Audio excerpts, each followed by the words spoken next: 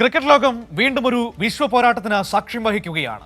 ഇന്ത്യയും ശ്രീലങ്കയും ആതിഥേയത്വം വഹിക്കുന്ന 2026 T20 ലോകകപ്പിന് ഇന്ന് തിരിതെളിയുമ്പോൾ ആരാധകർക്ക് ഒരേയൊരു ആഗ്രഹം മാത്രമേ ഉള്ളൂ: കിരീടം വീണ്ടും ഇന്ത്യയിൽ തന്നെ തുടരണം.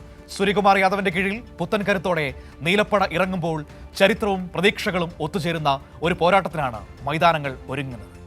ചരിത്രം തുടങ്ങുന്നത് 2007-ലാണ്. ദക്ഷിണാഫ്രിക്കയുടെ മണ്ണിൽ മഹേന്ദ്ര സിംഗ് ധോണി എന്ന യുവാവ് കിരീടമുയർത്തിയപ്പോൾ അത് ലോക ക്രിക്കറ്റിലെ പുതിയൊരു യുഗത്തിന്റെ തുടക്കമായിരുന്നു. നീണ്ട കാത്തിരിപ്പിന് ശേഷം 2024 രോഹിത് ശർമ്മയുടെ കീഴിൽ വിശ്വവിജയികളായ ടീം ഇന്ത്യ 2016 ഫൈനലിൽ ശ്രീലങ്കയോട് പരാജയം ഏറ്റുവാങ്ങിയിരുന്നു. ഇത്തവണ പട നയിക്കുന്നത് സൂര്യകുമാർ യാദവാണ്.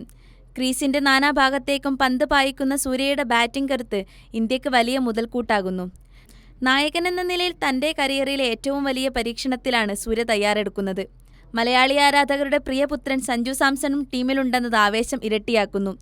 ടീമിലെ സ്ഥാനത്തിനായി ദീർഘകാലം പോരാടിയ സഞ്ജുവിന് സ്വന്തം നാട്ടിൽ നടക്കുന്ന ഈ ലോകകപ്പ് തന്റെ പ്രതിഭ ലോകത്തിനു മുന്നിൽ ഒരിക്കൽ കൂടി തെളിയിക്കാനുള്ള സുവർണ അവസരമാണ്. കേരളത്തിൽ നിന്നുള്ള പോരാട്ട വീര്യം ഇന്ത്യൻ മധ്യനിരയ്ക്കും കരുത്താകുമോ എന്നാണ് ആരാധകർ ഉറ്റുനോക്കുന്നത്. മികച്ച ഫോമിൽ കളിക്കുന്ന അഭിഷേക് ശർമ്മയും റിങ്കു സിംഗും അടങ്ങുന്ന ബാറ്റിംഗ് നിരയും ജസ്പ്രീത് ബുംറ നയിക്കുന്ന ബൗളിംഗ് നിരയും ഇന്ത്യക്ക് പ്രതീക്ഷ നൽകുന്നു. Sports desk, Kairali news.